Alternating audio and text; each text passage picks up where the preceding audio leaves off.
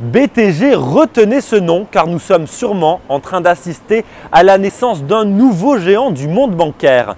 Cette banque d'affaires brésilienne a ni plus ni moins l'intention de concurrencer la géante américaine Goldman Sachs. Hier, BTG est entré à la bourse de Sao Paulo, à l'heure où plusieurs banques d'investissement américaines s'apprêtent à tailler encore dans leurs effectifs. BTG a mis 10% de son capital sur le marché. La banque brésilienne, dirigée par le milliardaire André Esteves, va lever 1,5 milliard de dollars, ce qui fera de son introduction en bourse la plus importante jamais réalisée à Sao Paulo depuis 2009.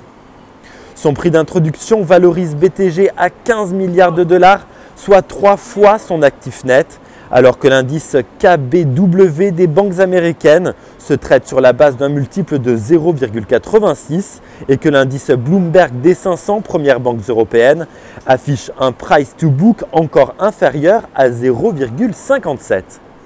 A l'inverse de l'Europe et de l'Amérique du Nord, le marché brésilien du conseil en fusion et acquisition se porte plutôt bien.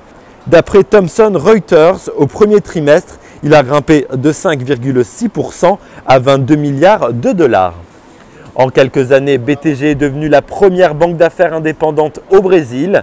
La banque a conseillé une opération de fusion et acquisition sur 4.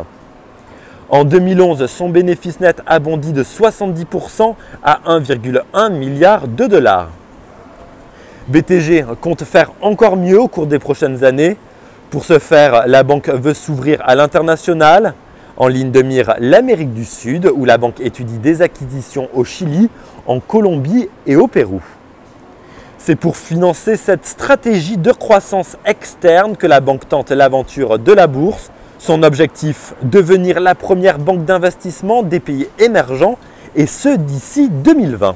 L'introduction en bourse gonflera tout de même de 4,5 milliards de dollars le patrimoine du PDG de BTG, André Esteves, qui est déjà à la tête, à 43 ans, d'une fortune estimée à 3 milliards de dollars.